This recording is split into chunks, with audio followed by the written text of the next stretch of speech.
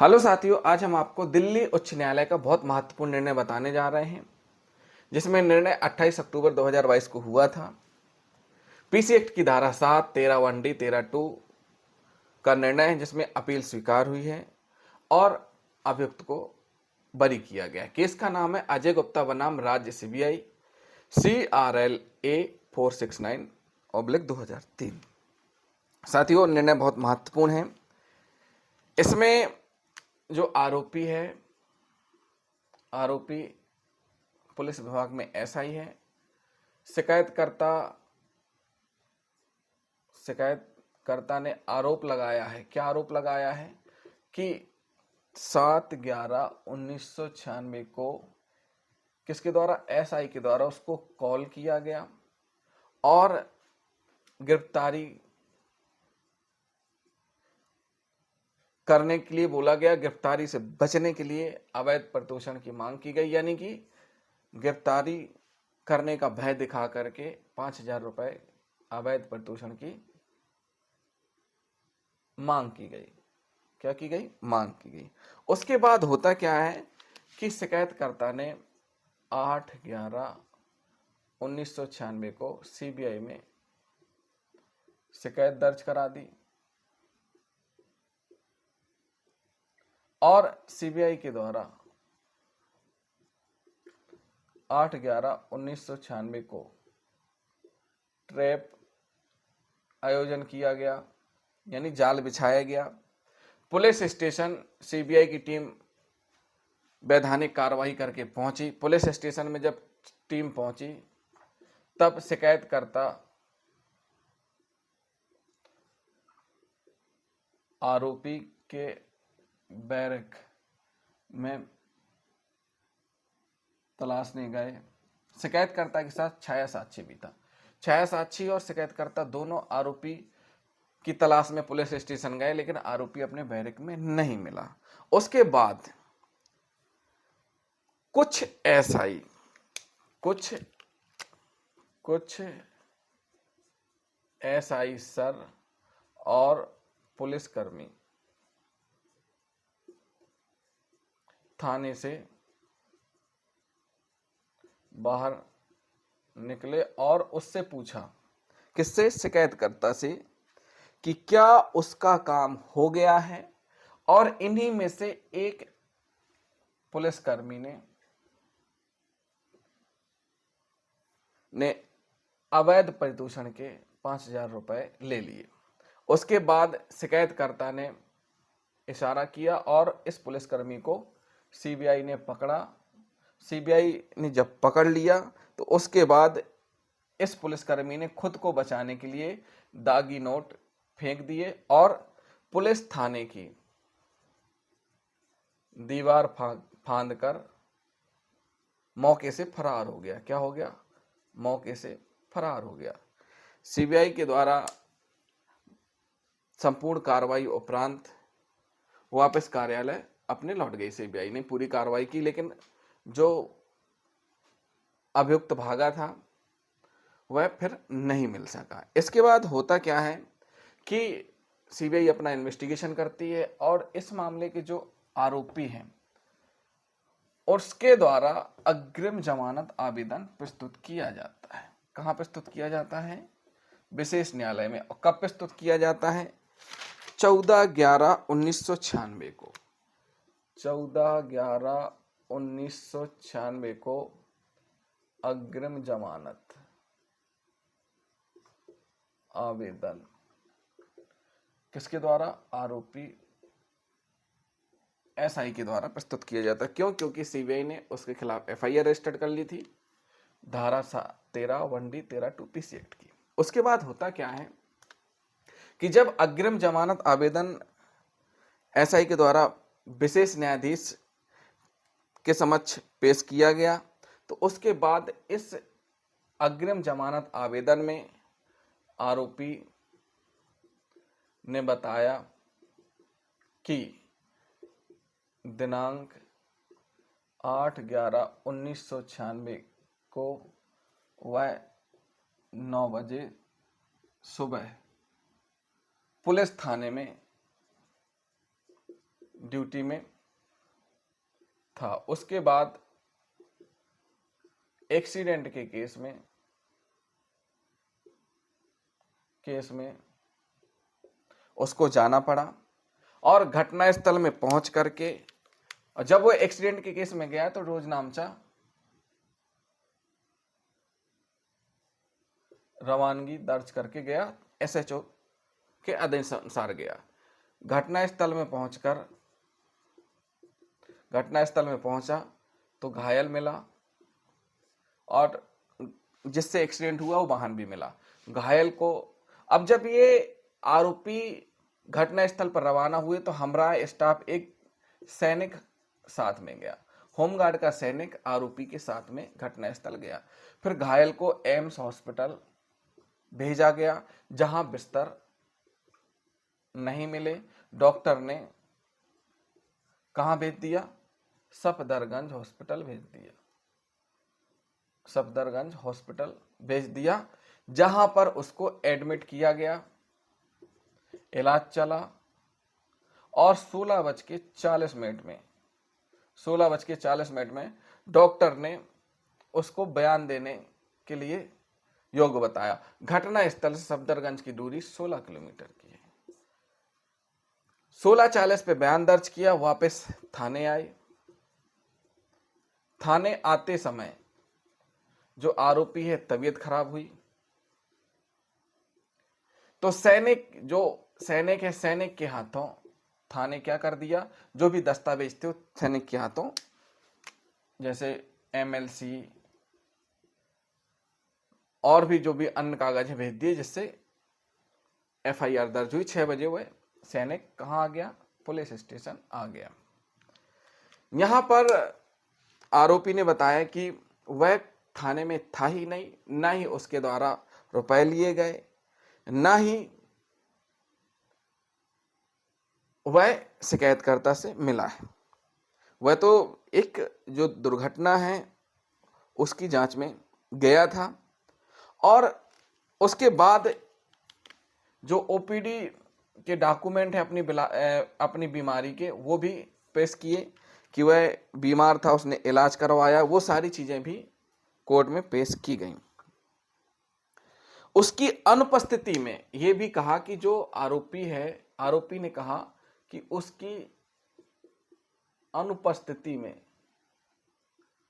अनुपस्थिति में सीबीआई ने क्या किया है? सीबीआई ने मॉक ट्रैप कार्रवाई की है। क्या है? मॉक ट्रैप कार्रवाई की है उसकी अनुपस्थिति में। क्यों? क्योंकि वो तो क्षेत्र में ड्यूटी कर रहा था।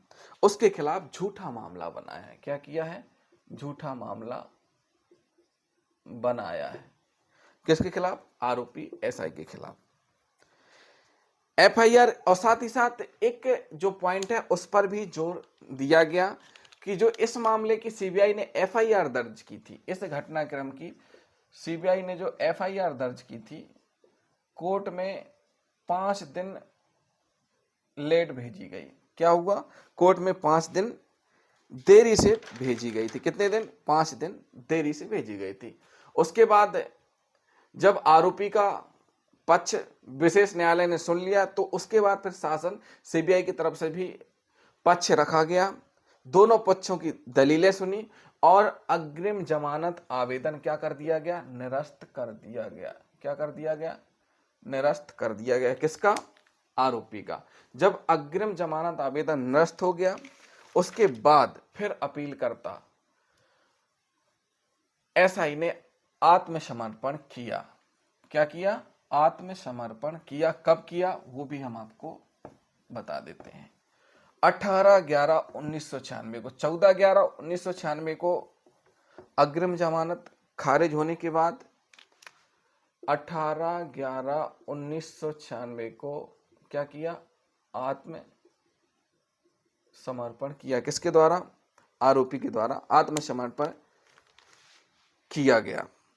उसके बाद जब आत्मसमर्पण किया गया तो वही सारे कंटेंट यहां प्रस्तुत किए गए जो अभी हमने आपको अग्रिम जमानत में प्रस्तुत आरोपी के तथ्य थे, वो हमने आपको बताया कि वह ड्यूटी में था, थाने में था नहीं, उसके ऊपर झूठा केस बनाया गया है।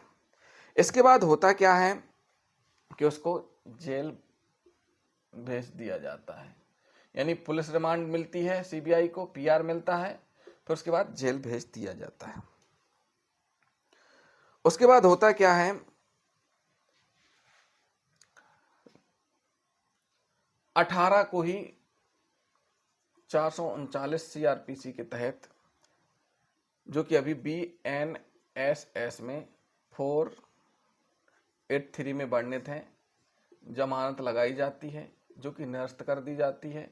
उसके बाद 28/11/1996 को पुनः सीआरपीसी की धारा 439 के तहत जमानत लगाई जाती है, और वह सारी चीज़ें, दस्तावेज प्रस्तुत किए जाते हैं कि वह 8/11 को थाने में था, फिर ड्यूटी गया और हॉस्पिटल में रहा, उसकी अब्सेंट में सीबीआई ने कार्रवाई की, और सारे डॉक्यूमेंट भी उसके द्वारा प्रस्तुत किए जाते हैं। किसके द्वारा?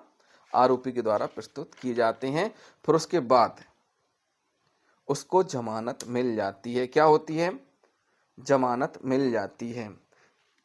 30/11/1996 को 30/11/1996 को उसको क्या हो जाती है?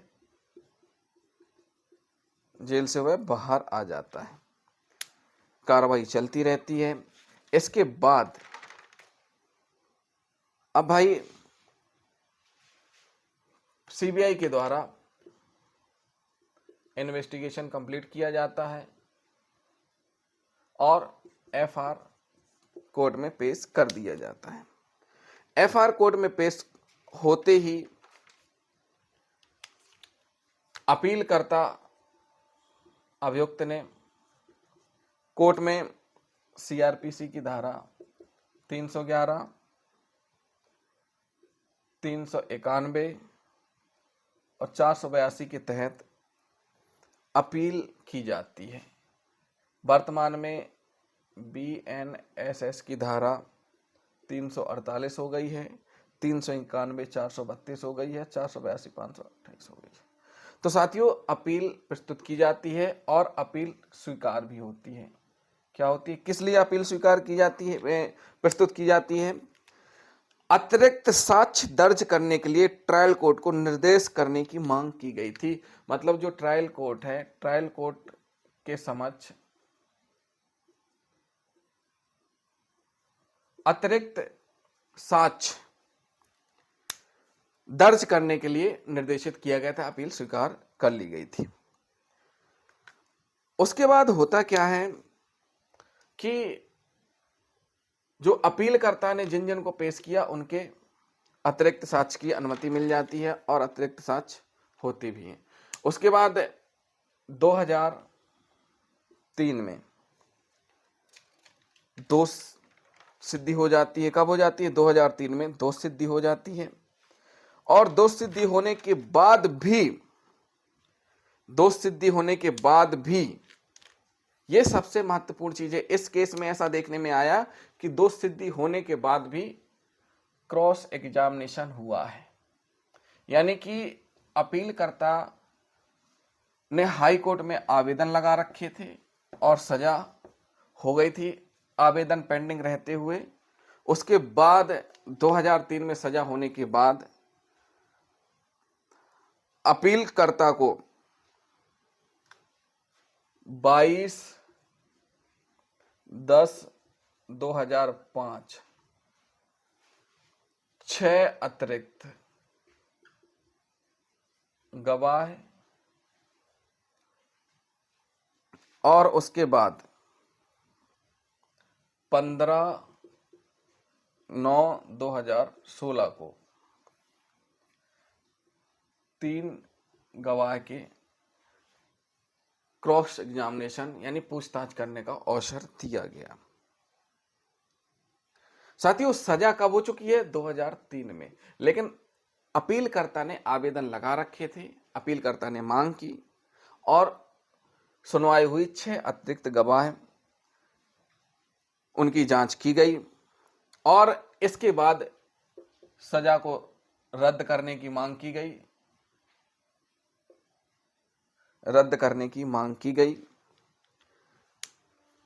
अपीलकर्ता के द्वारा 28/7/2009 को लिखित बहस और बाद की बहस लिखित बहस पेश की गई थी हाई कोर्ट में। उसके बाद 22/10/2005 यानी ये पहले वाली है के आदेशानुसार 6 गवाह हुए थे। ये 6 गवाह तो हुए हैं। अब जब ये कंप्लीट हो गए तो फिर लिखित बहस और अतिरिक्त बहस भी पेश की गई।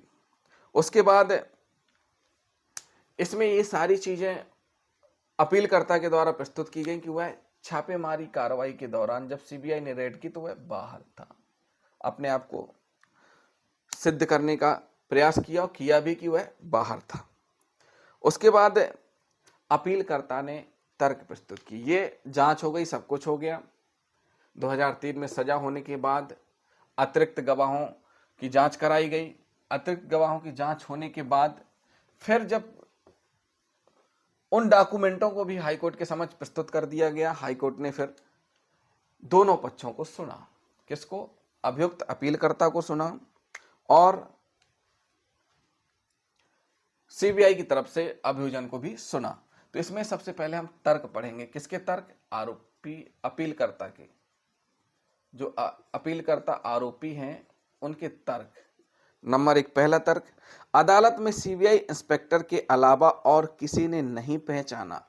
जो आरोपी है, आरोपी को जब न्यायालय में बयान हो रहे थे तो किसी ने नहीं पहचाना, ना शिकायतकर्ता ने पहचाना,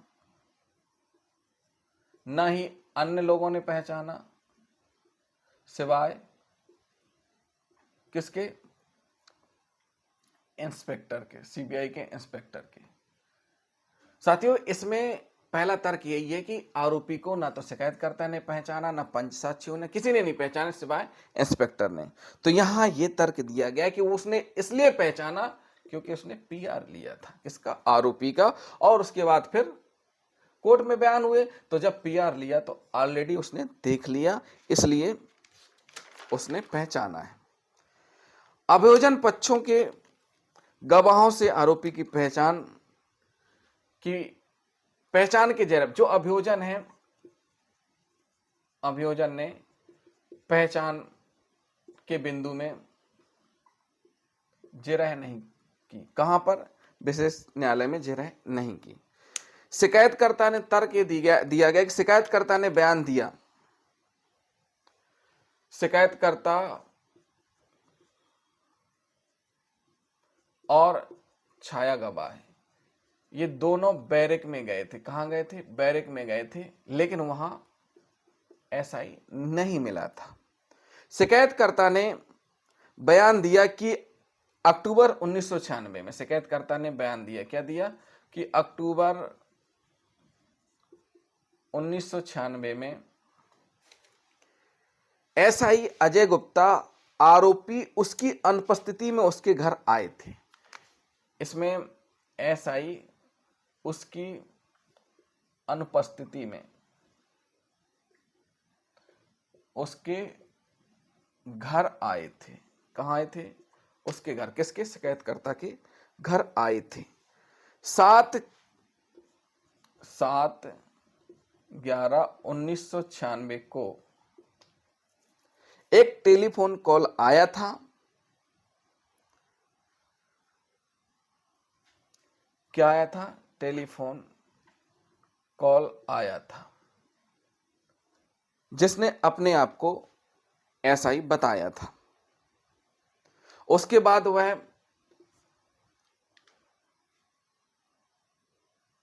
थाने आया था 8/11/1996 को, लेकिन आरोपी नहीं मिला था और उसने न्यायालय में पहचानने से मना कर दिया कि यह वो आरोपी नहीं है जिससे रिश्वत राशि जिसने ली थी। एसएचओ ने बयान दिया कि एसआई, इस मामले के जो एसएचओ हैं उनके द्वारा भी बयान दिया गया है। किस मामले के? यानी जो अभियुक्त अपील करता है उसके थाना प्रभारी ने बयान दिया कि एसआई इमरजेंसी ड्यूटी में बाहर गया था, पूरे दिन थाने में नहीं था। पूरे दिन थाने में नहीं दिखा, पूरे दिन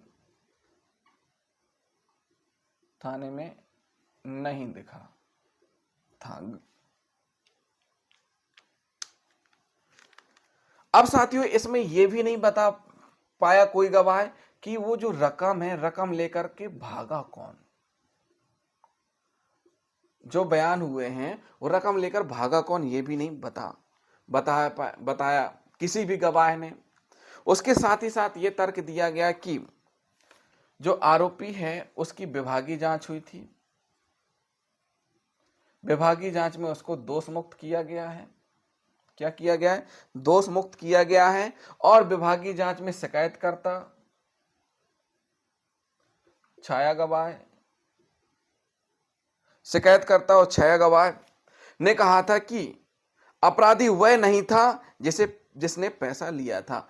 शिकायतकर्ता छाया गवाह ने विभागीय जांच में कहा कि जो आरोपी है इस मामले का वह व्यक्ति नहीं है, आरोपी जो है यह वह व्यक्ति नहीं है जिसने की घटना दिनांक 8/11/1996 को रुपए लिए थे। एफआईआर में दर्ज है कि, अब साथियों यहां ये वाली बात है, ये बहुत महत्वपूर्ण है, इसलिए इसको थोड़ा सा हम आपको समझाएंगे जो सभी को देखनी चाहिए और जो नोट करना चाहते हैं वो नोट भी कर सकते हैं। साथियों इसमें जो तर्क अगला दिया गया, देखिए विभागीय जांच का हो गया कि विभागीय जांच का पूरा प्रस्तुत किया कि भाई विभागीय जांच में भी छाया साक्षी और शिकायतकर्ता ने कहा कि यह व्यक्ति नहीं जिसने रकम ली थी। जो एफआईआर सीबीआई ने दर्ज की, किसने दर्ज की? सीबीआई ने। कब दर्ज की? 8/11/1996 के सुबह 11 बजे।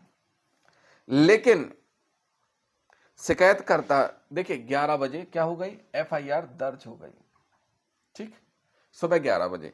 लेकिन इस मामले का जो शिकायतकर्ता है, शिकायतकर्ता ने कहा कि 8/11/1996 के सुबह 11:45 बजे उसने शिकायत लिखी। क्या की? शिकायत लिखी। यानी कि जो शिकायत करता है उसने शिकायत ही सीबीआई में 11:45 पर लिखी। तो ऐसे में फिर एफआईआर 11 बजे कैसे हो गई? एफआईआर कैसे हो गई? जब 8/11/1996 के सुबह 11:45 पर शिकायतकर्ता ने बताया कि उसने आवेदन लिखा था, तो फिर 11 बजे एफआईआर कैसे हो गई? किस तारीख को? 8/11/1996 को। एफआईआर, फिर ये वाला भी तर्क दिया गया कि एफआईआर को 5 दिन विलंब से न्यायालय भेजा गया। क्या किया गया? न्यायालय भेजा गया। और इस विलंब का स्पष्टीकरण अभियोजन ने नहीं दिया है। अभियोजन ने स्पष्टीकरण प्रस्तुत नहीं किया है। स्पष्टीकरण अभियोजन पत्र के द्वारा नहीं किया गया है। इसमें गवाहों में फिर तर्क दिया गया कि जो गवाह हैं उनके बयानों में विरोधाभास है। क्या है? बयानों में विरोधाभास है, विसंगतियां हैं। क्योंकि 3:10 सीबीआई के अनुसार 3:10 पर बजे टीम पुलिस स्टेशन पीएस पहुंची। अगला तर्क दिया गया कि 3:10 किस तारीख को? 8/11/1996 को 3:10 पीएस पहुंची। जबकि PW2 यानी एक गवाह है, PW2 गवाह ने कहा, क्या कहा गवाह ने? कि 3:30 सीबीआई कार्यालय से निकले थे। कितने बजे? 3:10 पे बताया गया कि थाने पहुंच गए सीबीआई ने, जो इंस्पेक्टर हैं, कि 3:10 में कहा पुलिस स्टेशन सीबीआई टीम पहुंच गई। लेकिन गवाह नंबर 2 है, उसने बताया कि 3:30 पर तो कार्यालय से निकले थे। अब यहां पर जो महत्वपूर्ण काम किया है अपीलकर्ता अभियुक्त ने, जो इस मामले के अपील करता है, अपीलकर्ता अभियुक्त ने सीजीओ कॉम्प्लेक्स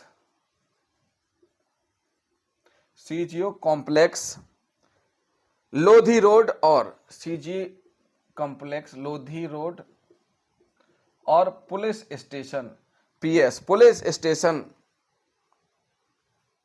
में सीबीआई कार्यालय की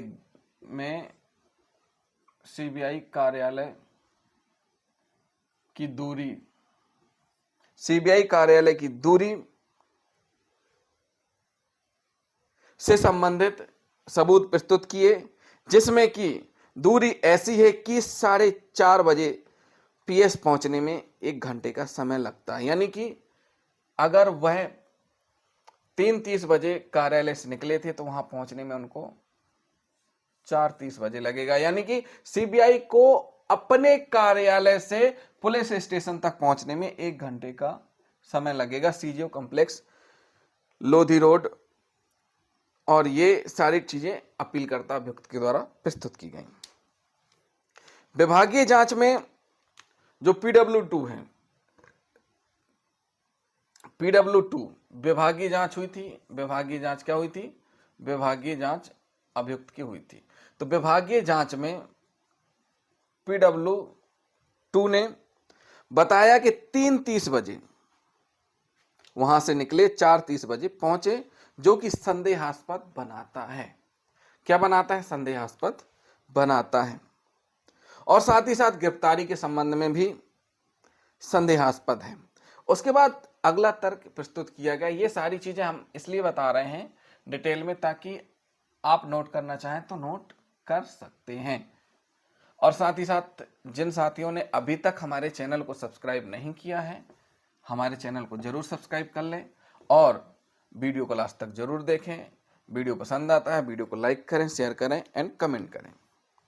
इसमें जो PW4 गवाह है, PW4 गवाह है कौन है? पंचसाक्षी है। PW4 गवाह पंचसाक्षी ने चिमटी से नोट उठाना बताया। किससे नोट बताना? चिमटी से नोट उठाना बताया। जबकि गवाह PW5 ये तर्क बता रहे हैं जो अपीलकर्ता के रखे गए। PW5 ने जो गवाही दी है उसने क्या बताया? उसने बताया कि CFSL टीम ने दस्ताने पहने हुए करेंसी नोट उठाए। यहां दोनों में क्या हो गया? विरोधाभास हो गया। एक बोल रहा है कि चिमटी से उठाए, एक ने बोला कि दस्ताने पहने हुए टीम ने उठाए।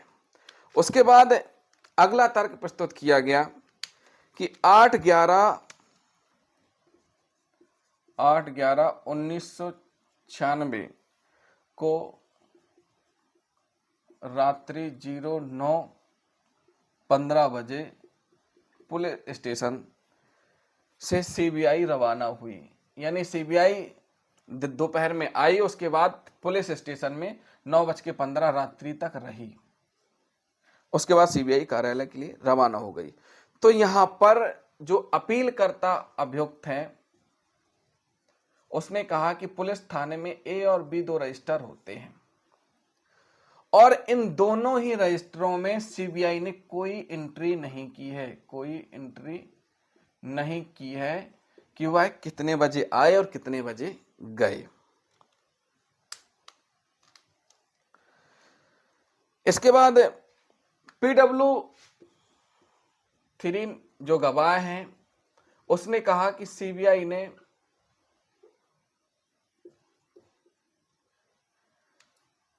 आवाज नमूना लिया था। क्या किया था? आवाज नमूना लिया था। जब सीबीआई ने आवाज नमूना लिया था तो फिर रिकॉर्ड में क्यों नहीं रखा? गवाह नंबर 3 ने कहा कि उसका आवाज नमूना सीबीआई ने लिया था लेकिन रिकॉर्ड में नहीं है। तो तर्क ये दिया गया कि सीबीआई ने आवाज नमूना लिया था तो फिर रिकॉर्ड में क्यों नहीं रखा? रिकॉर्ड में क्यों नहीं रखा?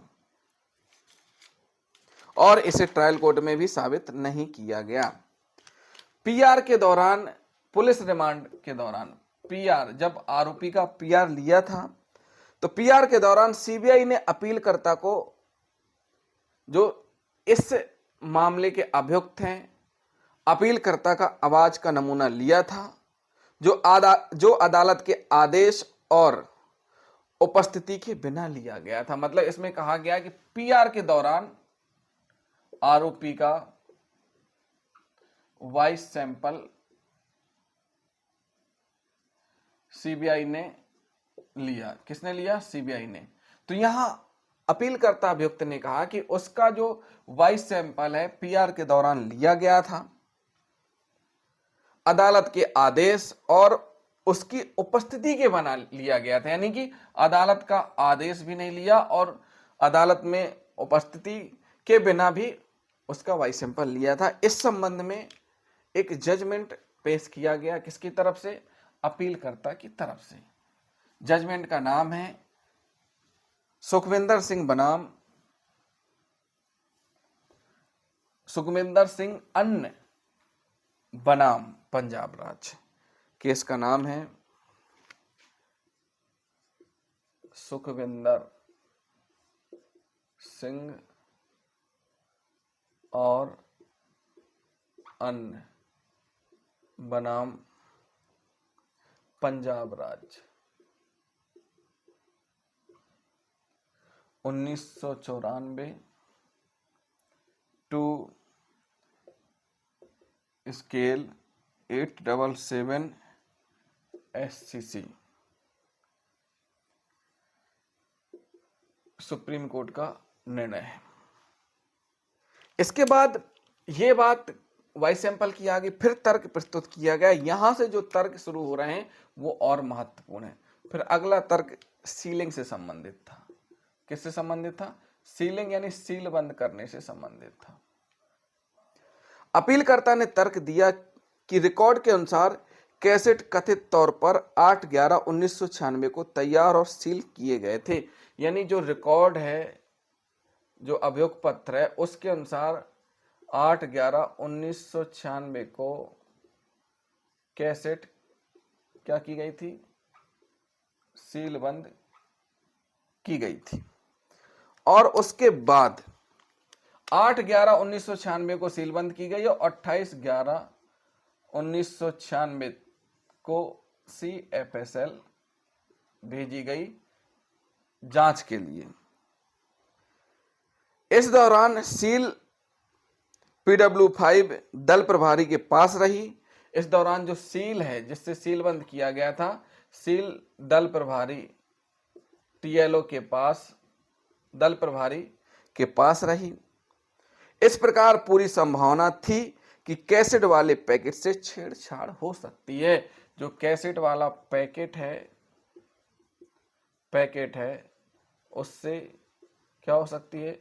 छेड़छाड़ हो सकती है।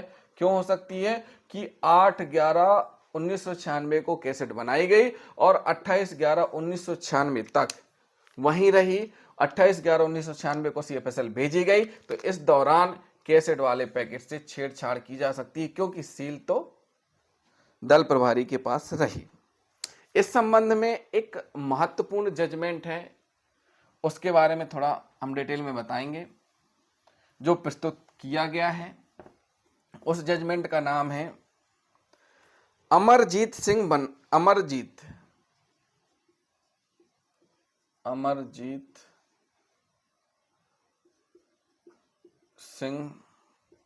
एवं अन्य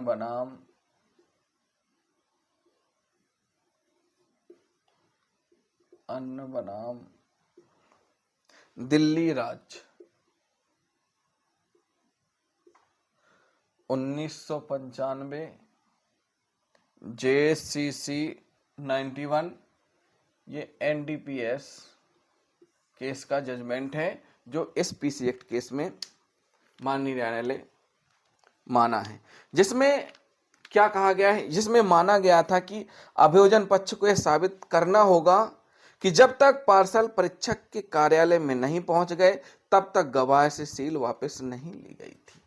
साथियों, ये किसको साबित करना पड़ेगा? अभियोजन को। क्या साबित करना पड़ेगा? अभियोजन को, जिसमें माना गया कि अभियोजन पक्ष को यह साबित करना होगा कि जब तक पार्सल, जो भी सीलबंद पैकेट है, सीलबंद पार्सल है, परीक्षक के कार्यालय में नहीं पहुंच गए तब तक गवाह से सील वापस नहीं ली गई थी। अब इसमें होता क्या है, देखिए, एसएचओ की सील स्वयं उसके पास रहती है, जो कार्रवाई कर रहे हैं एसआई, उसकी सील गवाह ने ले ली। और इस चीज जब गवाह ने ले ली तो इस चीज का कहीं उल्लेख नहीं कि गवाह ने सील ले ली तो फिर उसका क्या किया गया। तो इसमें यह कहा गया है इस केस में कि सील बंद पार्सल परीक्षक के कार्यालय में नहीं पहुंच गए तब तक गवाह से सील वापस नहीं ली गई। कैसेट की बताई गई सामग्री की प्रतिलिपियां अभियोजन पक्ष के गवाहों द्वारा दी गए संस्करण से काफी अलग थीं। साथियों, ये जो जजमेंट है ये बहुत महत्वपूर्ण जजमेंट है। इसमें कुछ पॉइंट हैं जो बहुत अच्छे निकल करके सामने आए हैं। अभियोजन पक्ष को यह साबित करना था कि न केवल केस संपत्ति को विशेष मोहरों के साथ विधिवत सील किया गया था, माल खाने में बिना किसी बाधा के जमा किया गया। साथियों, इस केस में निकल करके सामने आया है कि कथित तौर पर घटनास्थल पर लिए गए विधिवत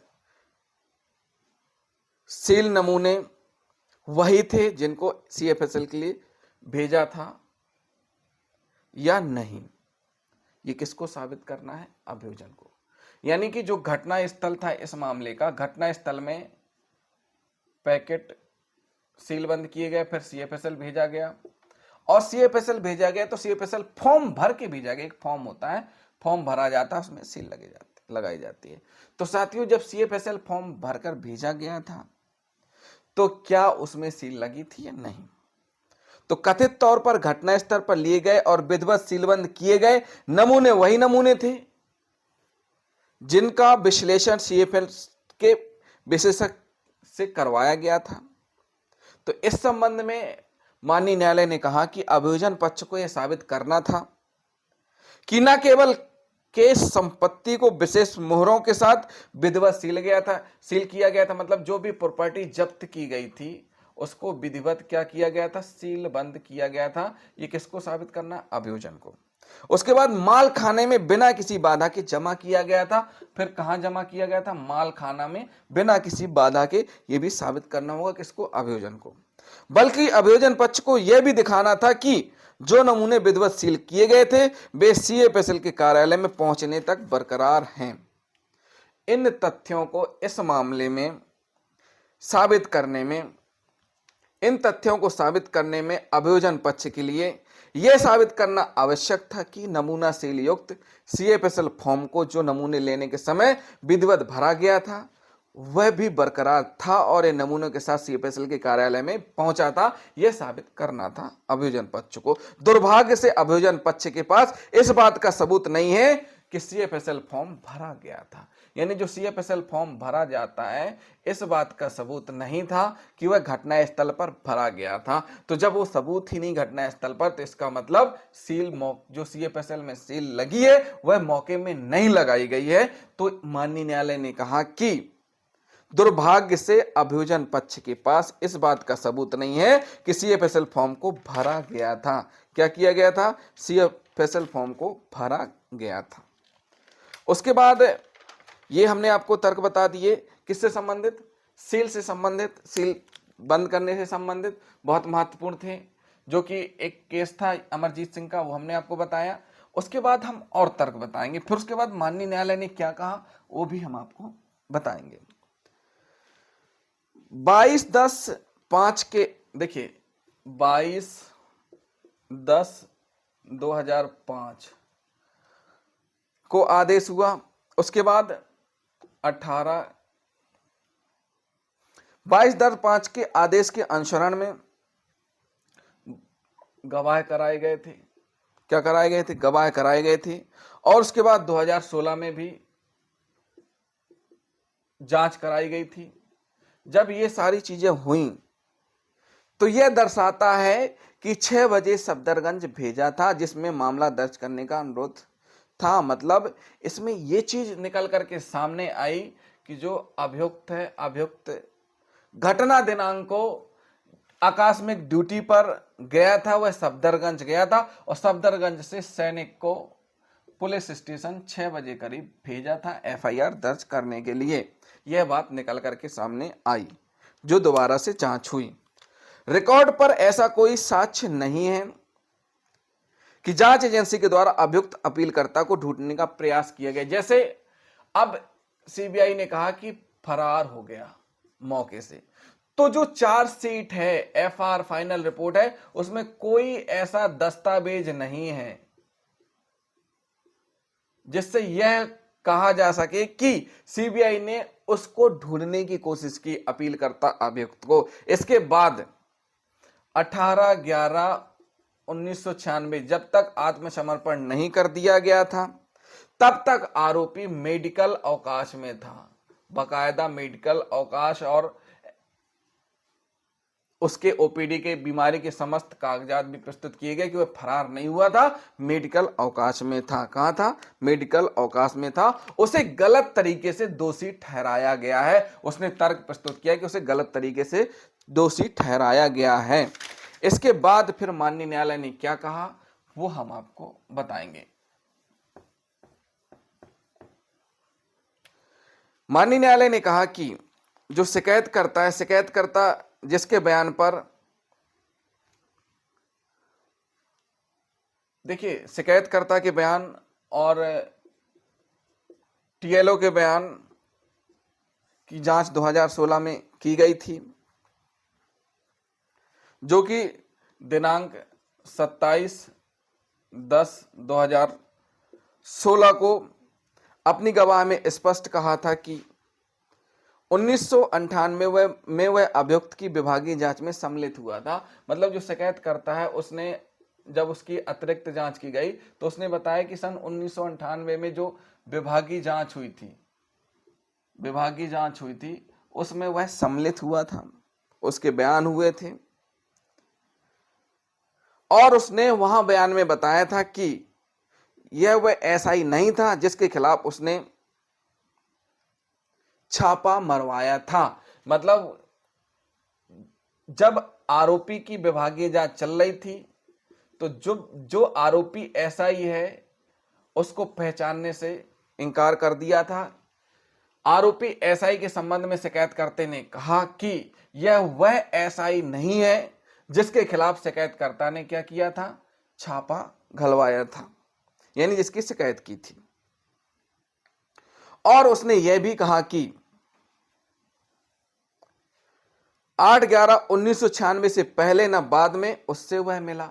मतलब 8/11/1996 से पहले और न ही बाद में उससे मिला। किससे मिला? एसआई से। विभागीय जांच में बयान दिए। पहली बार विभागीय जांच के दौरान देखा था, उसके पहले नहीं। यानी शिकायतकर्ता ने कहा कि पहली बार हम विभागीय जांच में डिपार्टमेंटल इंक्वायरी में ही देख रहे हैं, उसके पहले हमने इस व्यक्ति जिसकी जांच चल रही उसको नहीं देखा।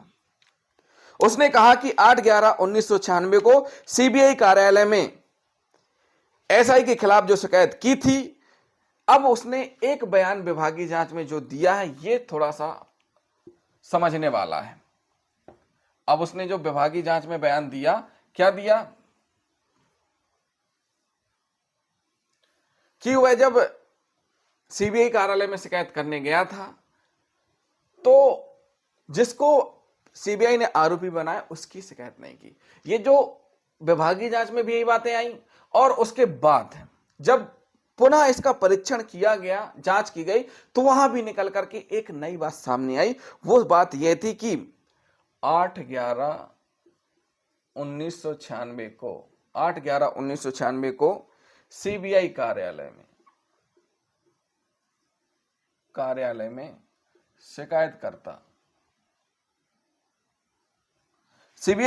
में शिकायतकर्ता ने एसआई के खिलाफ जो शिकायत की थी, यानी जो शिकायत एसआई के खिलाफ शिकायत की थी, वह उस व्यक्ति के खिलाफ थी, वह उस व्यक्ति के खिलाफ थी जो एसआई के नाम से उसे फोन करता था और एसआई के नाम से रुपए मांगे थे। यहां क्या कहा कि उस एसआई के खिलाफ की थी जो एसआई के नाम से रुपए मांग रहा था, लेकिन ये जो आरोपी हैं वह एसआई नहीं है जिसने रुपए मांगे थे। उसके बाद एसएचओ के बयान, एसएचओ ने भी बोला कि बाहर है। माननीय न्यायालय दोनों पक्षों को सुनने के उपरांत ही उनने जो टिप्पणियां की हैं वो हम आपको बता रहे हैं। एसएचओ ने अपने बयान में बताया कि वह बाहर रहा। कौन बाहर रहा? एसआई, उसकी ड्यूटी लगी थी और वह दिन भर थाने में नहीं था। उसके बाद एक जो और महत्वपूर्ण बात है, यह भी नोट करने लायक है, आप चाहें तो नोट कर सकते हैं। महत्वपूर्ण बात यही है कि आवाज का साक्ष्य मूल रहित हो जाता है, जैसा कि सुप्रीम कोर्ट ने सुखविंदर सिंह और अन्य बनाम पंजाब राज्य में कहा। कब हो जाता है? जब बिना न्यायालय के आदेश से और न्यायालय की उपस्थिति के बिना अगर वॉइस सैंपल लिया जाता है। क्या किया जाता है? वॉइस सैंपल लिया जाता है। इस संबंध में जो जजमेंट है पहले भी हम आपको बता चुके हैं, फिर भी बता देते हैं। सुखविंदर सिंह और अन्य बनाम पंजाब राज्य, पंच साक्षी ने कैसेट को सील करने या इस्तेमाल के बाद सील को किसी को सौंपे जाने के पहलुओं पर पूरी तरह चुप्पी साधी हुई है। जो पंच साक्षी हैं, पंच साक्षी के जो स्टेटमेंट हैं वो बिल्कुल चुप्पी साध के रह गया, शांत रह गया। किस बात पर? कि पंच साक्षी ने कैसेट को सील करने, जो कैसेट है, कैसेट को सील करने के संबंध में, इस्तेमाल के बाद सील को किसी को सौंपे जाने के संबंध में पूरी तरह चुप्पी साध रखी कि भाई सील बंद की गई, फिर वो सील किसको दी गई, इस संबंध में चुप्पी साधे हुए हैं। 8/11/1996 को कैसेट तैयार हुई और सील हुई और 28/11/1996 को CFSL भेजी गई। तो माननीय न्यायालय ने कहा कि पूरी संभावना है कैसेट से छेड़छाड़ की जा सकती है। पूरी संभावना है। क्या है? पूरी संभावना है कि कैसेट से क्या की जा सकती है? छेड़छाड़ की जा सकती है। इस संबंध में अभी निर्णय पहले बताया, अमरजीत सिंह बनाम दिल्ली राज्य। अब माननीय न्यायालय ने कहा कि अभियोजन को यह साबित करना होगा कि जब तक पार्सल परीक्षक के कार्यालय में नहीं पहुंच गया तब तक गवाह से सील वापस नहीं ली गई थी, जो अभी हमने आपको थोड़ी देर पहले ही बताया। वर्तमान मामले में ऐसा स्थापित नहीं हुआ है। माननीय न्यायालय ने कहा कि समस्त उपस्थित जितने भी समस्त दस्तावेज हैं, जितने भी डॉक्यूमेंट हैं, दस्तावेज हैं, उन सबको अभिलेखों को देखा। तर्कों से यह स्पष्ट है कि रिश्वत की मांग करने, प्राप्त करने के बाद उसे फेंकने तथा घटनास्थल पर पहुंचने, सीबीआई कर्मियों से बच निकलने के कथित अपराध के अपराधी के रूप में पहचान किसी उचित संदेह से स्थापित नहीं हुई है। इसके बाद माननीय न्यायालय ने जो कहा है वो बहुत महत्वपूर्ण है। माननीय न्यायालय ने कहा कि जितने भी डॉक्यूमेंट हैं, उपलब्ध दस्तावेज हैं, तर्क हैं, उसके बाद एक चीज निकल करके सामने आती है, वह यह निकल के आती है कि सबसे पहली चीज रिश्वत की मांग करने, दूसरी चीज प्राप्त करने, तीसरी चीज उसके बाद फेंकने, और घटनास्थल पर पहुंचे सीबीआई कर्मियों से बच निकलने, फरार होने के कथित अपराध के अपराधी के रूप में जो अपराधी है भाई, ये सारी चीजें मतलब रिश्वत की मांग करने, प्राप्त करने, उसके बाद फेंकने, फरार होने के अपराध के अपराधी के रूप में पहचान किसी उचित संदेश से स्थापित नहीं हुई है। कि मतलब ऐसा किसके द्वारा किया गया, ऐसा उचित संदेश से परे स्थापित नहीं हुई है। इसके अलावा 31/9/1997 के एफएसएल के परिणाम देखिए, एफएसएल की रिपोर्ट आई, कब आई रिपोर्ट? 31/9/1997 को एफएसएल की रिपोर्ट आई है। और इस रिपोर्ट में यह कहा गया कि प्रश्नगत, क्या कहा गया? प्रश्नगत आवाज, प्रश्नगत आवाज के नमूने Q1 Q2 चिन्हित हैं, जिनका मिलान किया गया।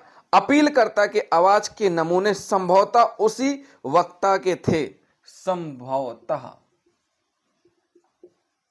उसी वक्ता के थे। यानी जो आरोपी है उसकी वॉइस सैंपल से मिलान किए गए तो क्या चीज निकल के आई? संभवतः उसी वक्ता के थे। माननीय न्यायालय ने कहा कि जाहिर है अभियुक्त को आपराधिक मुकदमे में संभावनाओं के आधार पर दोषी नहीं ठहराया जा सकता। यानी संभावनाओं के आधार पर